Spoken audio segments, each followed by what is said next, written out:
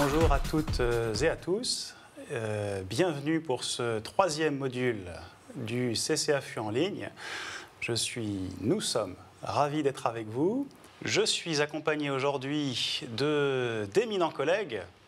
Mon premier collègue est à ma droite, c'est une collègue, Laurence Albigès, bonjour, que l'on ne présente plus, qui est oncologue à l'IGR, et à ma gauche, Pierre Bigot, qui lui est urologue au CHU d'Angers. Bonjour Karim. Et ensemble, nous allons vous parler du cancer du rein métastatique. Après la prostate et la vessie, on monte en grade. Et il y aura deux parties au sein de ce CCAFU en ligne. D'une part, le traitement chirurgical des patients métastatiques, et en deuxième partie, on s'intéressera plus à la prise en charge médicale et aux différentes nouveautés qui ont pu sortir ces derniers temps. On commence donc par le premier cas clinique, qui est celui d'une patiente de 55 ans, chez qui on a découvert une volumineuse tumeur du rein droit dans un contexte d'altération de l'état général avec une fracture pathologique du fémur qui a été opérée. Et le bilan d'extension met en évidence de multiples métastases au niveau pulmonaire, péritonéal, osseux, pancréatique, surrénalien.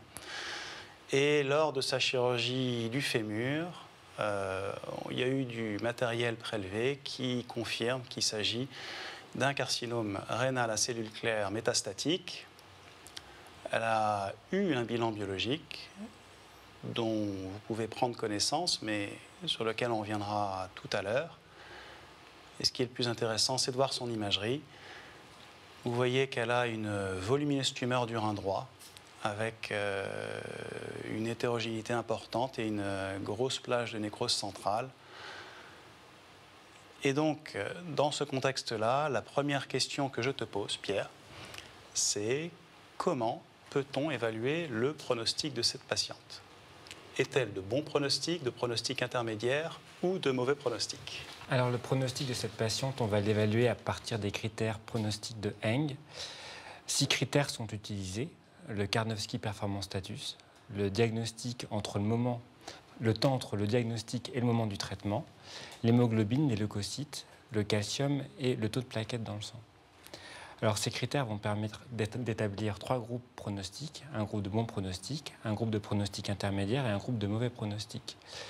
Et vous voyez que ces critères permettent de déterminer des patients qui vont avoir des survies plus ou moins longues, une survie courte pour le pronostic défavorable de 8 mois, une survie plus prolongée de 43 mois dans le groupe favorable.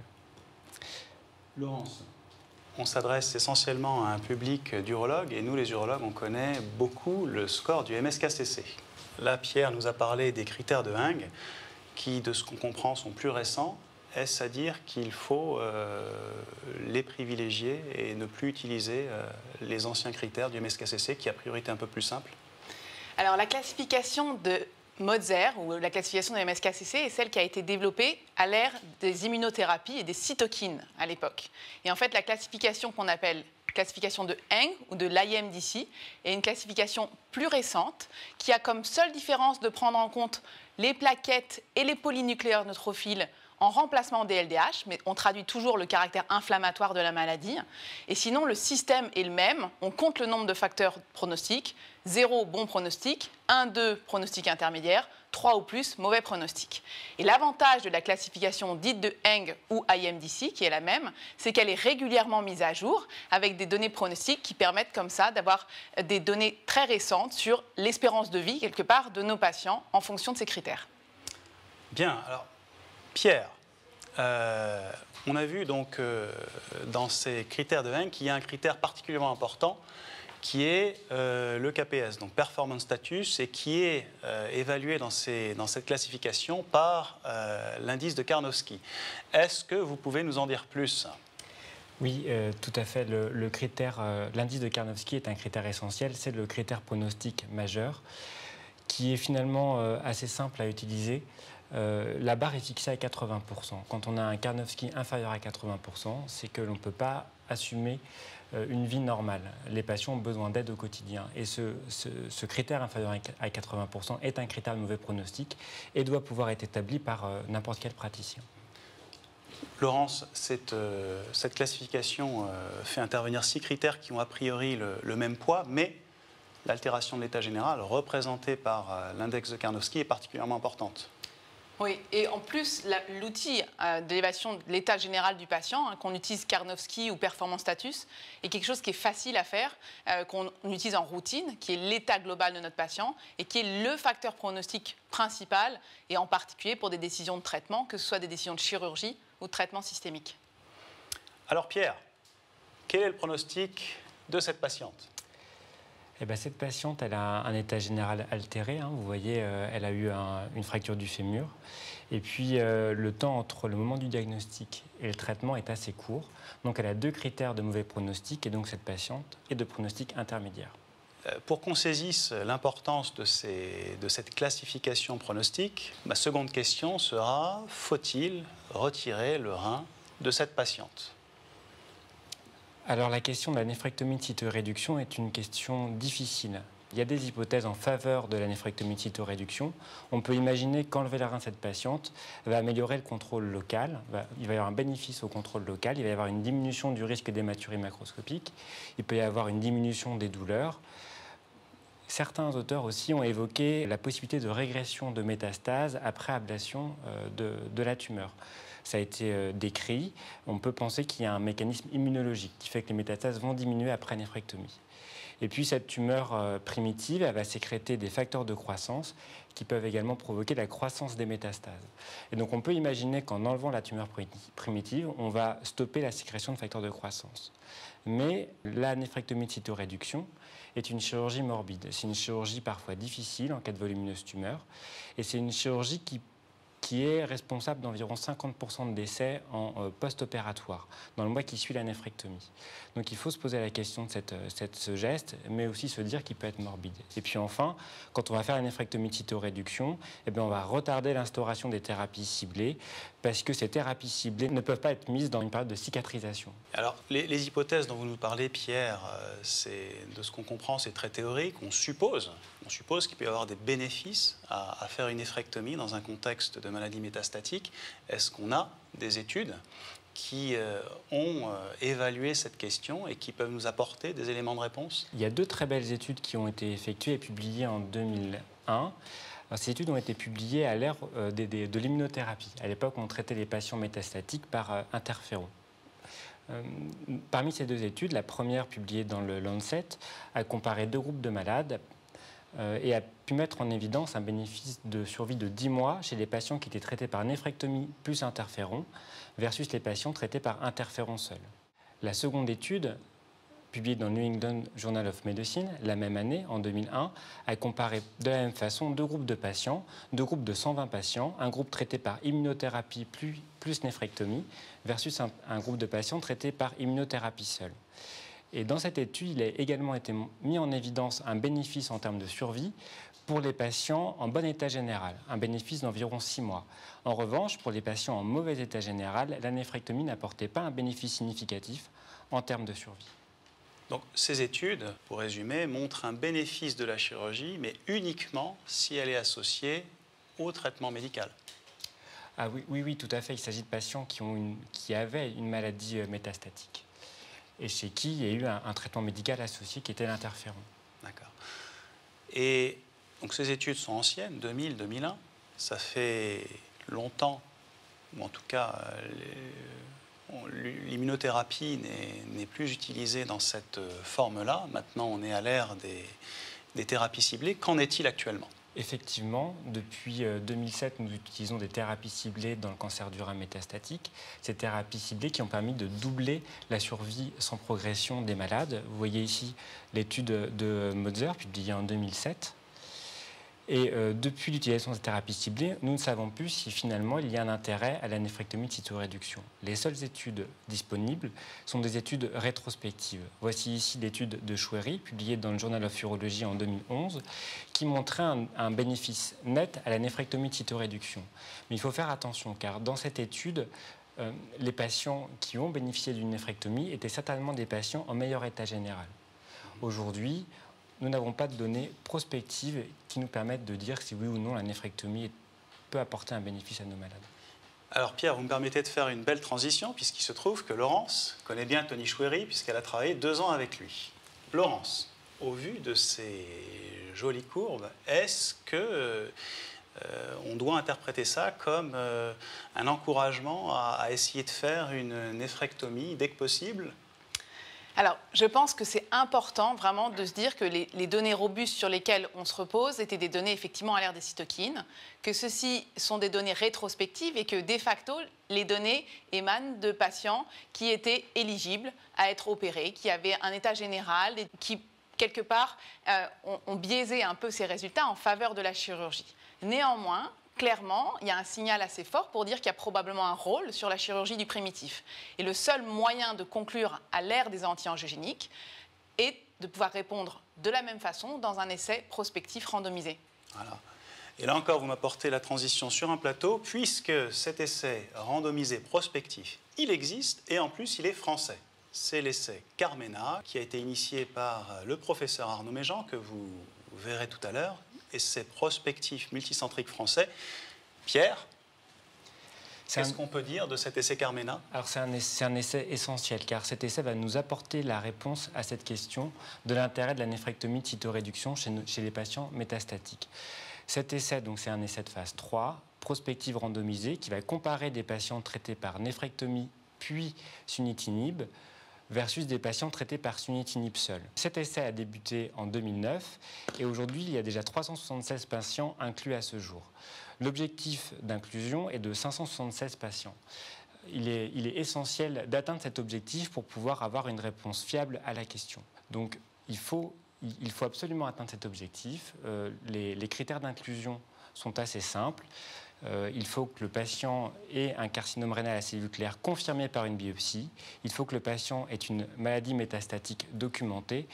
Il faut que le patient, bien sûr, puisse être éligible à une néphrectomie et qu'il n'ait eu aucun traitement antérieur au cancer du rein. Donc c'est un message qu'il faut reprendre, hein, Pierre. Il n'y a pas beaucoup d'essais randomisés en chirurgie et cet essai Carmena témoigne d'une volonté, d'un effort très important de la communauté urologique française. Comme vous le voyez, les inclusions ne sont pas finies à ce jour et donc on vous encourage, le CCAFU et Arnaud Méjean vous encouragent plus que jamais à inclure des patients. Pierre vous a rappelé les critères d'inclusion et le CCAFU, dans ses dernières recommandations, dans une situation comme celle que l'on vous a présentée, recommande en priorité chez les patients qui ont un pronostic intermédiaire, mais même chez les patients qui ont un bon pronostic, de proposer systématiquement l'inclusion dans Carmena. On passe à une deuxième situation qui est un petit peu différente. C'est la situation d'un patient de 55 ans chez qui on a découvert une tumeur du rein droit associée à 2 métastases hépatiques qui ont été biopsiées et qui indiquent qu'il s'agit de lésions secondaires d'un carcinome à cellules claires. Donc c'est un patient en excellent état général avec le bilan suivant. Même question que tout à l'heure, Pierre. Quel est le pronostic de ce patient? Alors, ce patient est en bon état général.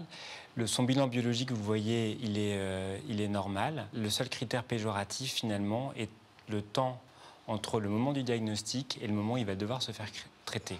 Donc, en fait, il a un critère de mauvais pronostic et donc ce patient est de pronostic intermédiaire. Sans vouloir brouiller le message, Laurence, on peut quand même discuter un petit peu ce critère de Eng, diagnostic et traitement.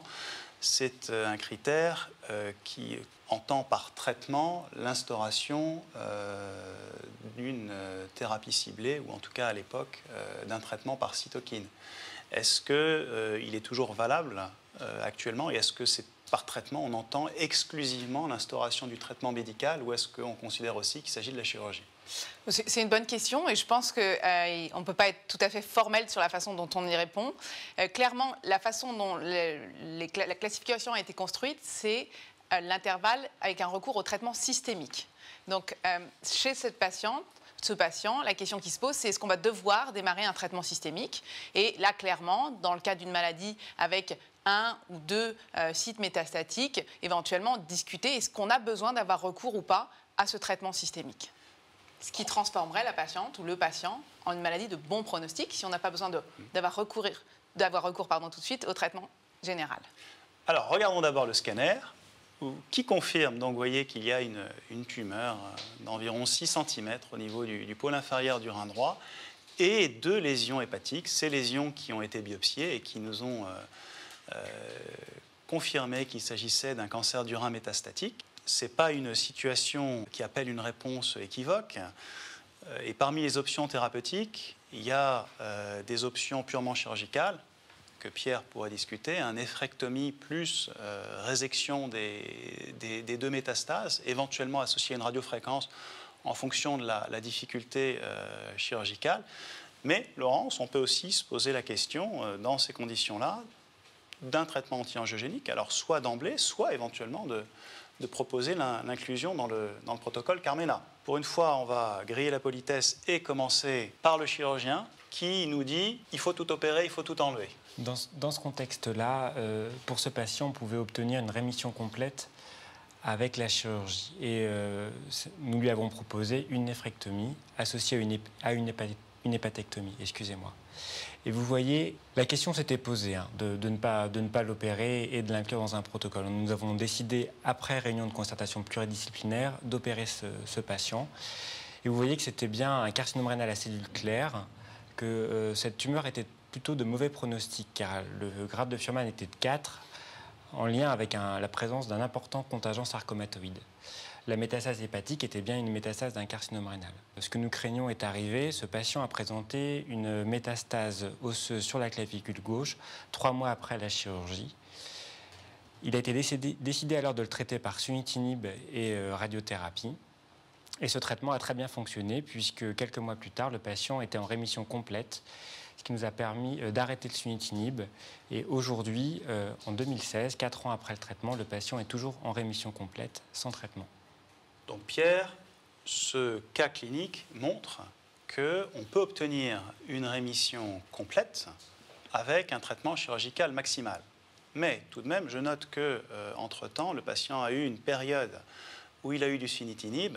Donc, Laurence, est-ce qu'il y avait vraiment besoin de réséquer ces métastases? Est-ce qu'on n'aurait pas pu tout simplement faire un traitement anti-angiogène et se contenter de la chirurgie rénale ou de pas de chirurgie du tout?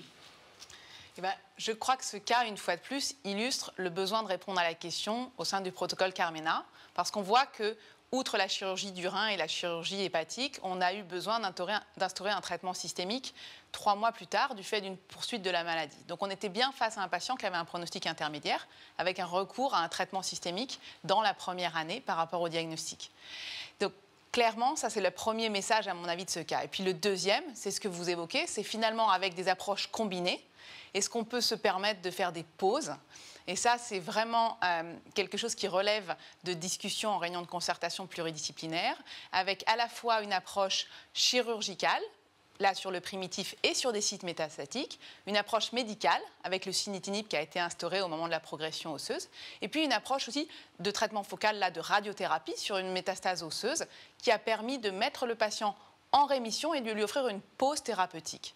Ce patient est en pause thérapeutique, mais suivi de façon rapprochée, parce qu'on sait malheureusement que ces rémissions qui sont le fruit d'une approche combinée chirurgicale et médicale, malheureusement, sont souvent associées à une reprise évolutive de la maladie un peu plus tard, mais c'est un temps sans traitement, sans effet secondaire, qui contribue notamment à la notion d'épargne thérapeutique. Et ça, c'est important. Alors Pierre, quand on se pose la question de retirer comme ça, de faire un traitement chirurgical maximal, y a-t-il des preuves, au-delà du cas clinique, qu'on peut avoir un réel bénéfice? Alors c'est une notion qui est connue des urologues et des oncologues depuis plusieurs années, mais il n'y a pas d'études prospectives randomisées qui a comparé chirurgie versus pas de chirurgie. En revanche, il y a des séries rétrospectives assez larges qui ont montré un bénéfice net de la chirurgie des métastases lorsqu'une rémission complète est possible.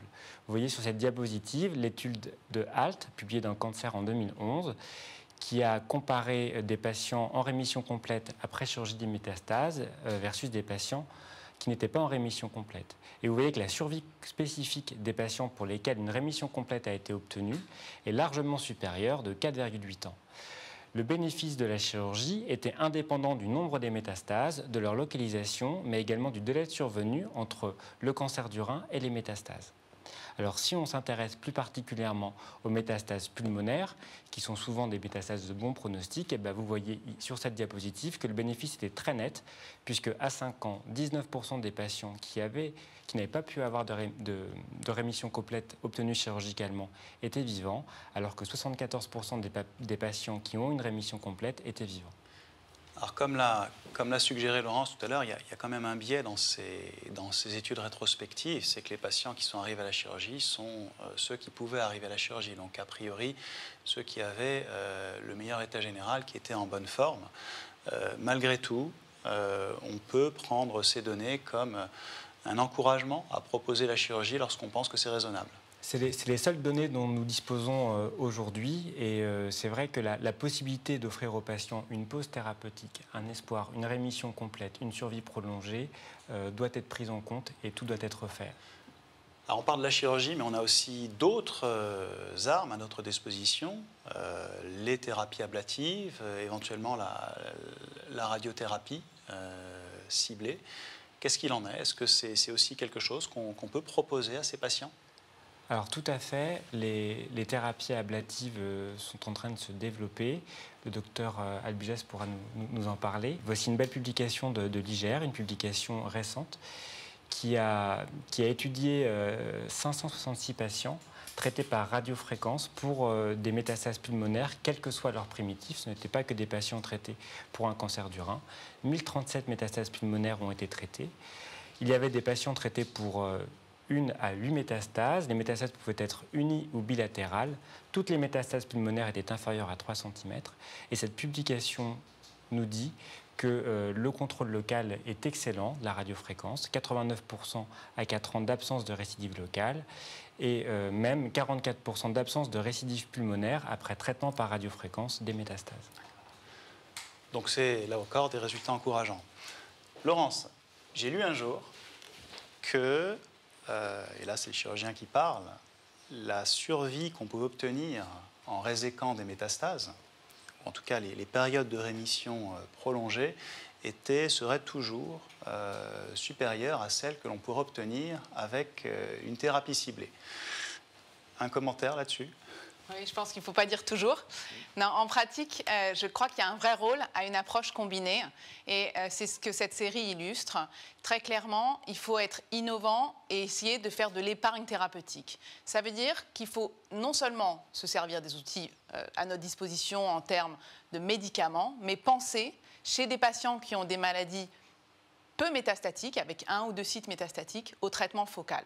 Et ça peut être une prise en charge chirurgicale d'un site métastatique, qu'il soit hépatique, pulmonaire, ganglionnaire, ou une prise en charge par des techniques de type thermoablative, cryothérapie, radiofréquence. C'est cette cohorte de patients traités par radiofréquence pour des métastases pulmonaires. Ce ne sont pas que des cancers du rein, mais très clairement, on voit qu'on arrive à contrôler localement et donc gagner du temps.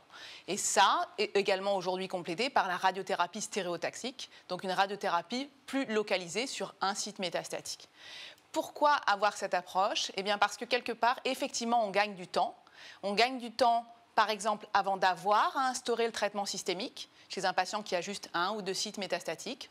On aura envie de proposer une prise en charge chirurgicale ou focale autre. Et on gagne du temps parfois après un traitement médical chez un patient qui est très bon répondeur, où on peut alors offrir une pause thérapeutique lorsque le patient est mis en rémission complète grâce à cette approche multimodale. Et donc gagner du temps, c'est épargner pour nos traitements systémiques et leur utilisation. Et puis c'est également ne pas exposer le patient à des effets secondaires qui sont ceux qu'on connaît, qui sont liés à l'utilisation des traitements systémiques. Il faut avoir en tête que lorsqu'on prescrit des anti-angiogéniques, globalement, dans près d'1 patient sur 2, on va être amené à un moment à réduire la dose du fait des effets secondaires. Et puis, chez près d'1 patient sur 4, 1 patient sur 5, on est obligé d'arrêter le traitement pour des raisons d'effets secondaires. Donc, tout le temps où on peut ne pas exposer les patients à ces traitements parce que justement on a une approche multimodale focale, il faut le valoriser. Donc pour conclure cette partie, on rappelle que la chirurgie des métastases ou l'emploi de traitements focaux, ça concerne exclusivement les patients oligométastatiques, quand on espère pouvoir traiter toutes les métastases. Et là encore, donc, ce qu'on vient de dire est recommandé par le CCAFU, donc chez les patients qui ont un pronostic intermédiaire, donc qui sont évidemment dont l'état général est suffisamment bon pour pouvoir envisager un traitement chirurgical lourd, eh bien, il est recommandé une prise en charge chirurgicale maximale, ou en tout cas de le proposer de façon à espérer obtenir une rémission prolongée qui puisse nous permettre d'éviter, de se réserver la thérapie ciblée pour plus tard et d'éviter aux patients un certain nombre d'effets secondaires. Troisième cas clinique, c'est celui d'un patient de 73 ans qui a un certain nombre de comorbidités, notamment vasculaires, et chez qui on a découvert, dans un contexte d'altération de l'état général, une tumeur du rein droit avec de multiples métastases pulmonaires, osseuses et hépatiques. Son bilan biologique est le suivant. Vous voyez qu'il a une anémie et une hyperleucocytose. Alors maintenant, on connaît parfaitement la classification de Heng, mais Pierre, quel est le pronostic de ce patient? Alors, vous l'avez tous compris, ce patient est un patient de mauvais pronostic. Il a 3 critères de mauvais pronostic. Enfin, 2 critères biologiques, un temps entre le diagnostic et le traitement du cancer inférieur à 1 an, et un performance status inférieur à 80%. Donc ce qui, de facto, et donc maintenant on l'a compris, comme il n'a pas une vie normale, il a le performance status l'index de Karnofsky à moins de 80%. Et donc, même question que pour les cas précédents, quelle va être la prise en charge qu'on peut proposer à ce patient? Là encore, c'est une question que je vous pose à tous les deux. Quelle est la place de la chirurgie, éventuellement associée à un traitement anti-angiogène? Faut-il plutôt proposer un traitement systémique seul ou lui proposer l'inclusion dans le protocole Carmena qu'on a promis tout à l'heure? Pierre? La réponse, elle est simple cette fois-ci, puisque au moment de l'immunothérapie, au moment où on avait des traitements qui fonctionnaient pas bien, déjà la néphrectomie n'apportait pas de bénéfice en termes de survie pour ces patients. Donc aujourd'hui, alors que les traitements fonctionnent un peu mieux, on comprend tout à fait que la néphrectomie n'apporte pas de bénéfice de survie. Et ça, c'est donc reporté dans les études prospectives, mais aussi dans les études rétrospectives. Donc le message, il est simple pour ces patients de mauvais pronostic. Il ne faut pas leur faire subir une néphrectomie de cytoréduction qui n'améliorera pas leur survie. Alors Laurence, nous on ne va pas l'opérer, donc on va vous l'adresser. Et qu'est-ce que vous allez lui proposer? Le traitement anti-angiogène ou l'inclusion dans Carmena? Un patient de mauvais pronostic avait, à l'ère des cytokines, une survie médiane de 4 mois. À l'ère des anti-angiogéniques, une survie médiane de 8 mois. On est face à des patients qui ont une espérance de vie de moins d'1 an. La priorité est de leur prise en charge symptomatique, l'instauration d'un traitement systémique si leur état clinique est compatible. Et donc, il n'y a pas, à notre sens, de place pour une chirurgie chez ces patients-là de façon globale.